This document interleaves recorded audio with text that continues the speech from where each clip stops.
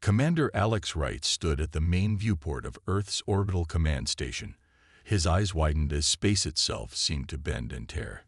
A massive ship, at least 20 times larger than anything humans had ever built, emerged from the distortion. "Contact the Security Council immediately," Alex ordered, his voice steady despite his racing heart. "And get Officer Morgan up here now." Within minutes, Lisa Morgan arrived at the command center. As Earth's top diplomatic officer, she had trained for first contact scenarios for years. But nothing could have prepared her for the reality of an actual alien vessel hovering above Earth. "What do we know?"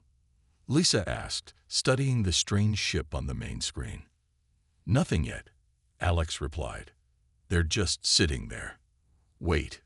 They're broadcasting something." A signal came through on all frequencies. The main screen flickered and revealed a humanoid figure with pale blue skin, elongated features and eyes that seemed to shift color as they watched.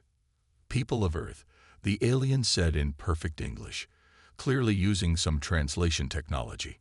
"I am Lord Xarthol, emissary of the Galactic Empire. We have come to welcome you into our grand civilization. Prepare a landing zone for our diplomatic party."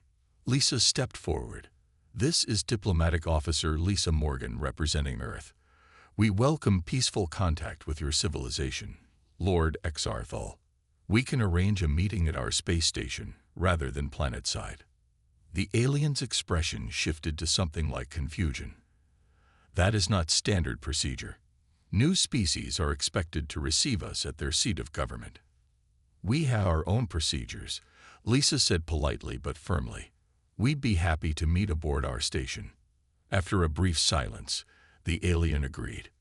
2 hours later, Alex watched as the Imperial shuttle docked with the station.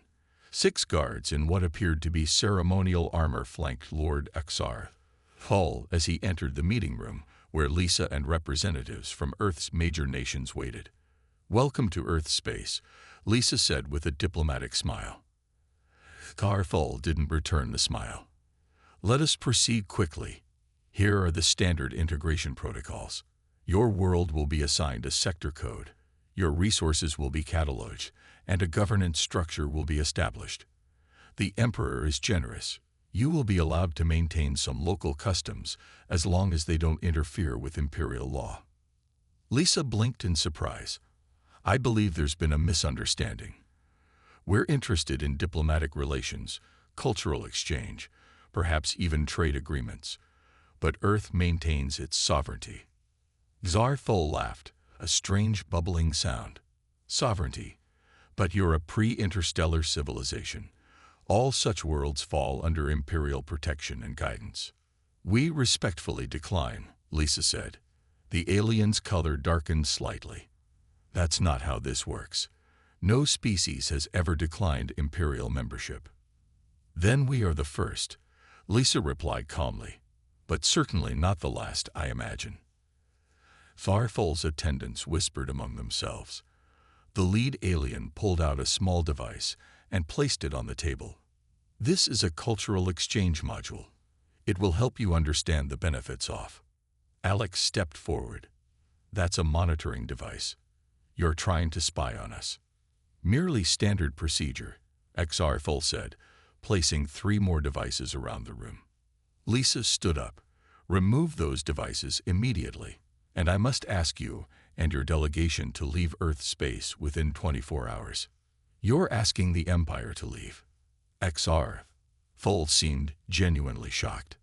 "No," Lisa said firmly.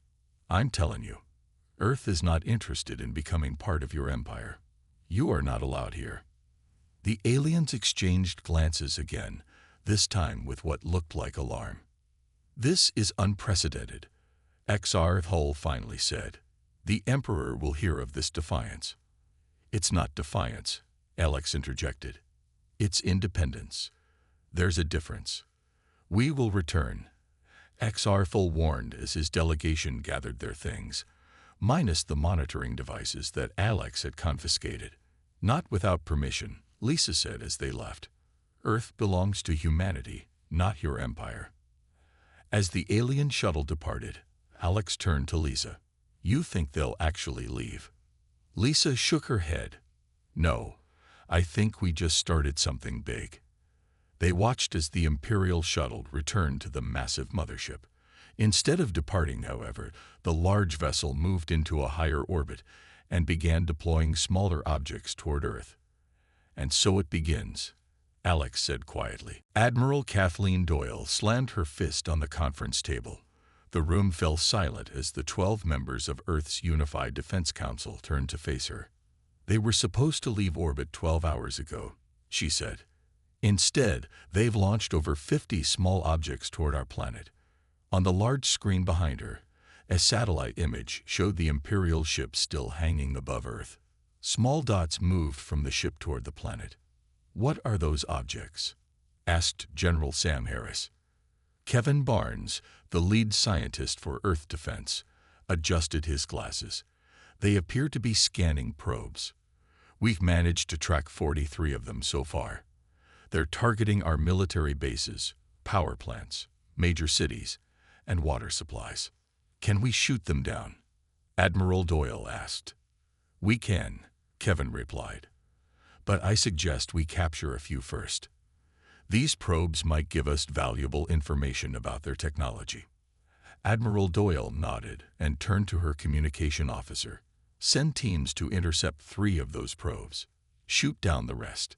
As the Defense Council continued their meeting, far above Earth on the Imperial vessel, Assessor Galvorax reviewed the early data from the probes. Fascinating, he said to Captain Drell.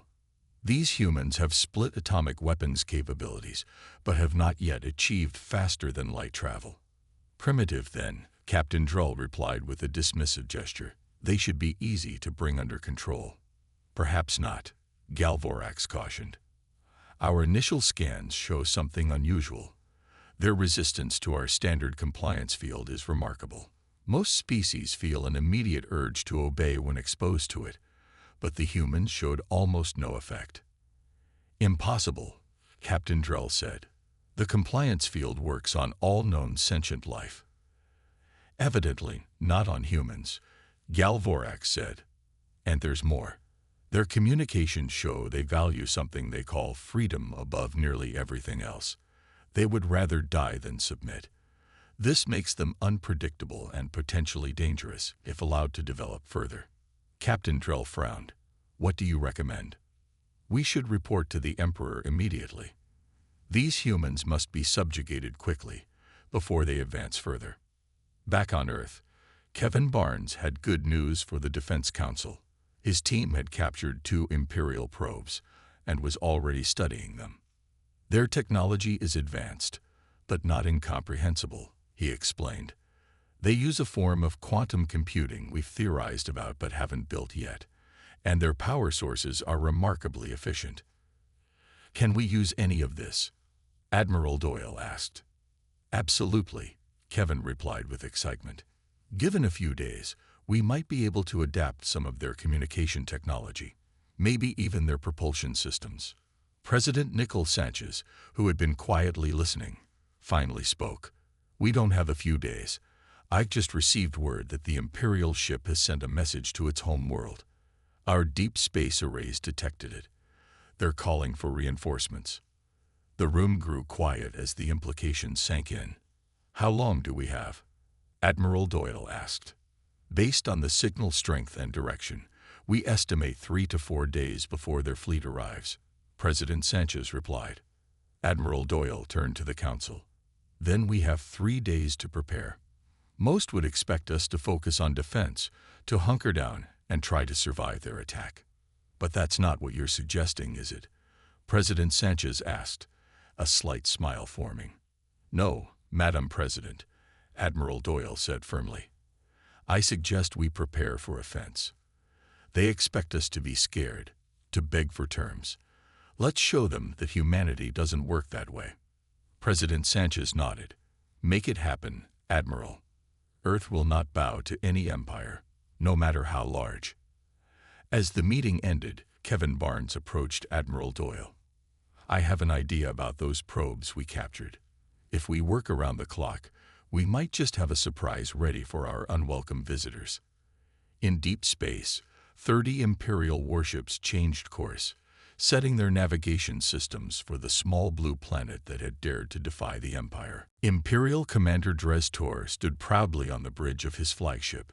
The view screen showed Earth growing larger as his fleet of 30 warships approached. His mission was simple: show enough force to make the humans surrender without damaging the planet's valuable resources. Status report. Dres Tor demanded. "We will reach Earth orbit in 20 minutes, Commander," his navigator replied. "Our advanced scout reports that the humans have increased military activity, but show no signs of evacuation or panic." Dres Tor smiled. "Of course not. They don't understand what they're facing. Open a channel to all Earth communication systems." A moment later, his communications officer nodded, and Dres Tor began his prepared speech. "People of Earth, this is Imperial Commander Dres Tor. Your planet is now under the protection of the Galactic Empire. Resistance is." His message was interrupted as Earth broadcast its own message across all frequencies. It was simple and direct. "You are entering restricted space. Turn back immediately. This is your only warning." Laughter erupted across the Imperial bridge. "They think they can restrict us," Dres Tor said with amusement. "Proceed with standard intimidation formation.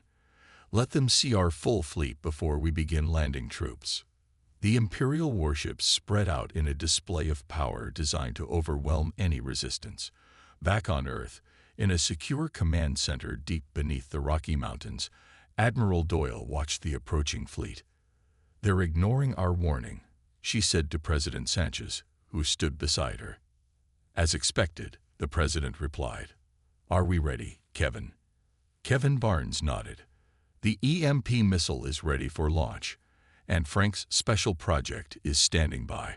Frank Mason, a brilliant engineer who had worked day and night after studying the alien probes, gave a thumbs up from his station.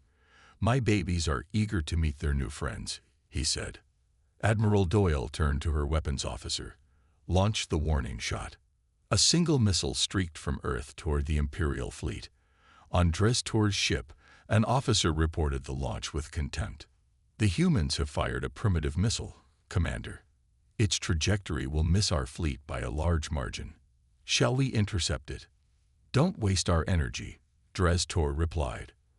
"Let them see how futile their weapons are against our shields." The missile detonated well before reaching the fleet. For a moment, nothing seemed to happen. Then alarms blared across 5 Imperial ships as their systems suddenly went dark. "What happened?" Dres Tor demanded as reports flooded in. "Some kind of electromagnetic pulse," his science officer reported, "but much stronger than should be possible with their technology. 5 of our ships are completely disabled." Dres Tor's amusement turned to anger. "Battle stations. Prepare tow." Before he could finish, new alarms sounded. 50 small objects had launched from Earth and were moving fast toward his fleet. "Intercept those vessels," he ordered. The Imperial gunners tried to target the approaching objects, but they were too small and too fast. The objects, each no bigger than a car, weaved through the defensive fire and attached themselves to the hulls of the remaining Imperial ships. "What are they doing?" Dres Tor asked in growing concern. His question was answered as every communication system on his ship suddenly activated at once. Screens that normally showed tactical data now displayed an image of humans in what appeared to be a government chamber. Frank Mason grinned as he watched his creations work. The small unmanned vessels he had designed using the alien technology had successfully attached to the Imperial ships and hacked into their communication systems. "All ships successfully connected," he reported. "We now control their communication networks." Admiral Doyle nodded to President Sanchez. "You're on, Madam President." President Sanchez stepped forward, facing the camera that would broadcast her image to the entire Imperial fleet, and through their systems, to the Empire itself. "My name is President Nicole Sanchez of Earth," she began, her voice calm but firm. "And we have something important to tell the Galactic Empire." President Nicole Sanchez stood tall as cameras broadcast her image to every screen on the Imperial fleet. Admiral Doyle and members of the Earth Defense Council gathered behind her in a show of unity. To the Galactic Empire and all its subjects, President Sanchez began, her voice clear and unwavering. For thousands of years, you have expanded across the stars, absorbing worlds and species into your empire. Today, that changes. On the Imperial flagship, Commander Drestor watched in stunned silence. No one had ever hijacked Imperial communications before, let alone to deliver such a message. Earth and the Sol system are hereby designated as a sovereign exclusion zone. President Sanchez continued. The Empire and all its representatives are banned from Earth space effective immediately. She paused to let her words sink in. Any Imperial vessels entering our territory will be considered hostile and dealt with accordingly. Earth will not be colonized, subjugated, or protected. We do not require your approval to exist. Kevin Barnes stepped forward and activated a data transmission. We are now sending you technical specifications of our defense capabilities. As you have already witnessed, we can disable your ships without destroying them. This is not a threat, but a demonstration of our resolve. Throughout the Empire, billions of beings watched the broadcast. It had spread from the fleet to the Imperial communication network, reaching countless worlds. Many had never imagined that anyone could stand against the Empire. In the Imperial Palace, the Emperor himself watched with narrowed eyes as President Sanchez delivered the final part of her message. To show our commitment to peace, we will now return your disabled ships to you, she said. Their crews are unharmed, but their weapons systems have been permanently disabled. Frank Mason pressed a sequence of buttons on his control panel. The 5 disabled Imperial ships suddenly powered back up and began moving away from Earth, their engines responding to remote commands. These vessels will be sent to the edge of our solar system, President Sanchez explained. You have 24 hours to retrieve them and leave our territory. After that time, any Imperial presence in our system will face more severe consequences. Commander Drestor slammed his fist down on his command console. This is outrageous. No one bans the Empire from anywhere. His weapons officer approached cautiously. Sir, we've analyzed the data they sent. Some of it must be exaggerated, but our scans confirm they have technology that can disrupt our systems, and our weapons targeting arrays are still not responding after their hack. Are you suggesting we retreat? Drestor demanded. I'm suggesting we withdraw temporarily and report to the Emperor, the officer replied carefully. This situation is unprecedented. Across Earth, people gathered around screens to watch the confrontation. In New York, London, Beijing, and countless other cities, crowds cheered as they saw the Imperial ships begin to back away. In the command center, Admiral Doyle turned to President Sanchez. They're retreating. All ships are moving toward the edge of the system. Lisa Morgan, who had been monitoring Imperial communications, looked up from her station. They're furious, but also confused. I don't think anyone has ever stood up to them like this before. President Sanchez nodded. Then it's about time someone did. Frank Mason's eyes remained fixed on his monitors. Don't celebrate yet. They'll be back with a bigger fleet. This was just round 1. And we'll be ready for round 2, Admiral Doyle said firmly. As the Imperial ships retreated, leaving Earth's orbit, Kevin Barnes approached the president. There's something you should know. During the brief connection with their systems, we downloaded portions of their database. We now have star maps, records of other species, and details about planets under Imperial control. President Sanchez raised an eyebrow. You're suggesting we could contact these other worlds? Kevin nodded. Many of them might be interested to learn that someone has successfully defied the Empire. Then perhaps, Lisa Morgan suggested, we should let them know they have options too. The Grand Imperial Senate chamber buzzed with angry voices. Thousands of representatives from across the galaxy had gathered for an emergency session. At the center of the chamber, a hologram showed Earth rotating slowly. This primitive planet has insulted the Empire, shouted Senator Krax of the Vorlian system. We must crush them immediately to show other worlds the price of defiance. Many senators roared in agreement. Others looked worried. The humans disabled our ships with ease. Senator Lumi of the Centauri cluster said quietly, "Perhaps we should consider diplomatic solutions." Diplomacy. Emperor Zorketh's voice cut through the noise as he entered the chamber. All senators fell silent and bowed. There can be no diplomacy with those who reject our authority. Earth will be isolated and then broken. Hidden in the shadows of a maintenance alcove, Maria Reyes recorded everything. She had been working undercover in the imperial capital for 3 years, sent by Earth's intelligence service long before first contact. Now her mission was more critical than ever. "The Emperor has spoken," announced the Imperial Chancellor. "Earth will be declared a quarantine zone. No trade, no communication. Meanwhile, our elite forces will infiltrate their world and destroy their defenses from within." Maria slipped away as the session ended. She needed to warn Earth about the coming infiltration. Back on Earth, Security Chief Ryan Garcia reviewed the latest security protocols with his global team. "Our alien visitors have distinctive brainwave patterns," he explained, pointing to a scanner. "We've modified these devices based on their own technology. Any disguised Imperial agent will trigger an alarm." A young officer raised her hand. "What if they find a way to mask their brainwaves?" Ryan smiled. "That's the beauty of it. Their brainwaves are linked to their biology. They would need to completely change their physical forms to hide them, which is beyond even their technology." "How can you be so sure?" asked another officer.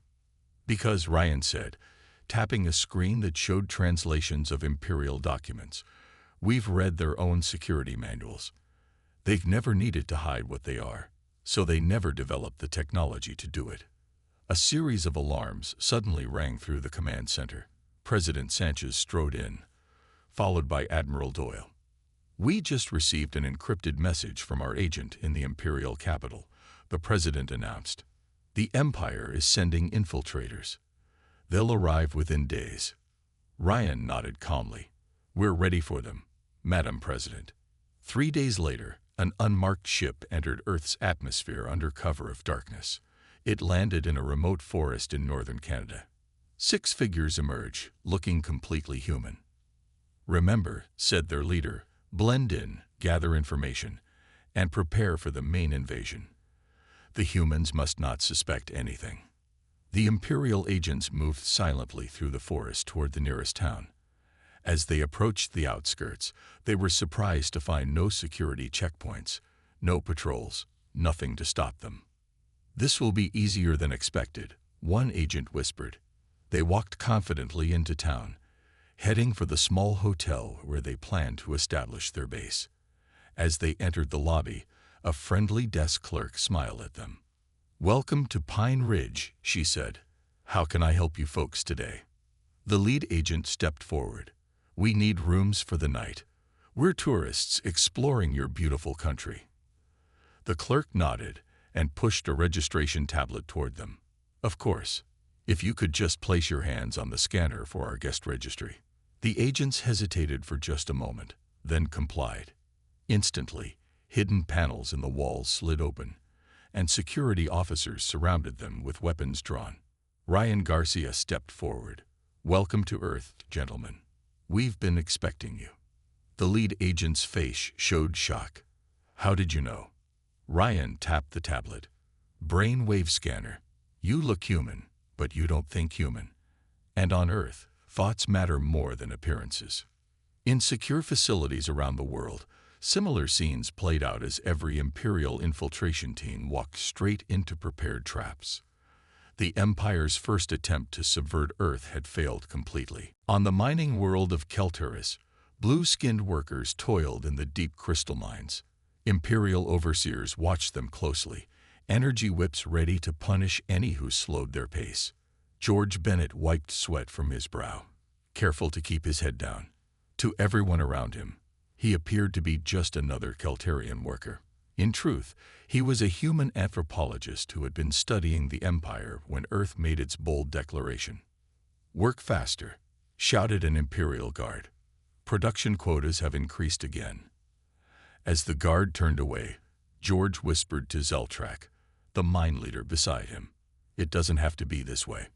On my world, we have something called freedom." Zeltrak sighed. "A nice dream, but the Empire has ruled for 10,000 years. No one can stand against them." "Earth did," George said quietly, "and we are helping others do the same." Zeltrak's eyes widened. "You're from Earth, the world that banned the Empire." George nodded slightly. "Our ships are coming. If your people are ready to fight for freedom, we can help." That night, in the darkness of the workers' barracks, George showed a small group of trusted Keltarians a recorded message from Earth. The aliens watched in amazement as President Sanchez's declaration played on a tiny screen. "They actually forced Imperial ships to leave?" asked an older Keltarian in disbelief. "And now we offer the same technology to you," George said. "But you must organize your people. Freedom requires courage." Back on Earth, Lisa Morgan stood before the President and the Defense Council. Her proposal had generated heated debate. "We cannot merely defend Earth," she argued. "The Empire will keep coming back with larger forces. Instead, we should help other worlds resist, create allies throughout the galaxy." Admiral Doyle nodded in agreement. "A defensive strategy alone will fail eventually. We need to change the game." President Sanchez looked thoughtful. "You're proposing we actively help other species rebel against the Empire?" "Exactly," Lisa replied. "We've analyzed the data from their systems. Many worlds suffer under Imperial rule. If we give them the means to resist, the Empire will have to fight on many fronts." "It's risky," Ryan Garcia cautioned. "We'd be extending our operations far beyond our solar system." Kevin Barnes waved a data tablet excitedly. "But we have the technology to do it. We've already adapted their communications and propulsion systems. We can build stealth ships to reach these worlds undetected." After hours of discussion, President Sanchez made her decision. "I authorize Operation Liberation. We will contact potential allies throughout the galaxy and offer them our help." The room erupted in applause. Lisa Morgan felt both excitement and fear. This would change not just Earth, but the entire galaxy. 6 months later, the Empire faced something unprecedented in its long history. On 12 different worlds, rebellions had erupted simultaneously. Each followed the same pattern. Imperial communication systems hacked, weapons disabled, and declarations of independence broadcast. In the Imperial War Room, military leaders struggled to understand what was happening. "The tactics are identical to those used by Earth," General Vex growled. "They must be behind this." The Emperor paced angrily. "How are they spreading their methods so quickly? Our blockade of their system is complete." No one noticed a small Earth ship leaving the Imperial capital that night. Inside, Maria Rice smiled as she transmitted one final message: Phase 1 complete. Returning home. Across the galaxy, former Imperial subjects learned forgotten arts from their human allies: how to resist oppression, how to organize underground movements, how to fight with creativity instead of brute force. On Kelturus, George Bennett watched proudly as Zeltrak addressed a crowd of workers. The Keltarians had taken control of their world in just 3 days, with minimal bloodshed. "The age of the Empire is ending," George told a human colleague as they prepared to leave for the next world on their list. "And a new age of freedom is just beginning." 5 years passed since Earth first banned the Galactic Empire from its territory. The galaxy had changed dramatically in that time. Admiral Kathleen Doyle straightened her formal uniform as she prepared to address the newly formed Galactic Council. Once the center of Imperial power, this grand chamber now hosted representatives from independent worlds across the galaxy. "Never thought I'd be standing here as Earth's ambassador," she said to Alex Wright, who stood beside her. Alex smiled. "Never thought I'd see the Empire fall either. But here we are." A third of all former Imperial worlds had declared themselves sovereign zones following Earth's example. The Empire had tried to crush the rebellions, but fighting on so many fronts had stretched their forces too thin. Eventually, the Imperial Senate had overthrown the Emperor and established the new Galactic Council. Representatives of the free worlds announced the council leader, Earth's ambassador, will now present the Alliance Charter. Admiral Doyle walked to the center of the chamber. Faces of a dozen different species watched her intently. 5 years ago, Earth stood alone against the Empire. She began. Today, we stand together as equals. This charter guarantees the sovereignty of all sentient species and establishes protocols for mutual defense and fair trade. No world will ever be forced to join any alliance. Freedom of choice is the foundation of our new relationship with each other. The chamber erupted in applause. In the back of the room, a familiar blue-skinned figure watched the proceedings. Lord Xar Full, once an Imperial envoy and now a refugee, had sought asylum on Earth after the Emperor had ordered his execution for the failure of first contact. Incredible, isn't it? Alex said, approaching the former Imperial. Indeed, Xar Full replied. When I first met you humans, I thought you were primitive and stubborn. Now I see you were right to ban us. The Empire needed to be stopped. Not destroyed. Alex corrected. Just changed. Many former Imperial worlds still maintain their traditional ties. But now it's by choice, not force.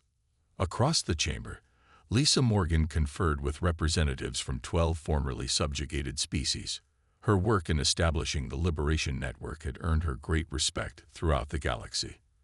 The vote is unanimous, announced the council leader. The Alliance Charter is ratified. Later that day, a new ship prepared to depart Earth's main spaceport. Named Defiance, it featured technology from 20 different worlds, including the best of Imperial and human design. Lisa Morgan stood on the bridge as the ship's captain. Around her, crew members from Earth and a dozen alien worlds worked at their stations.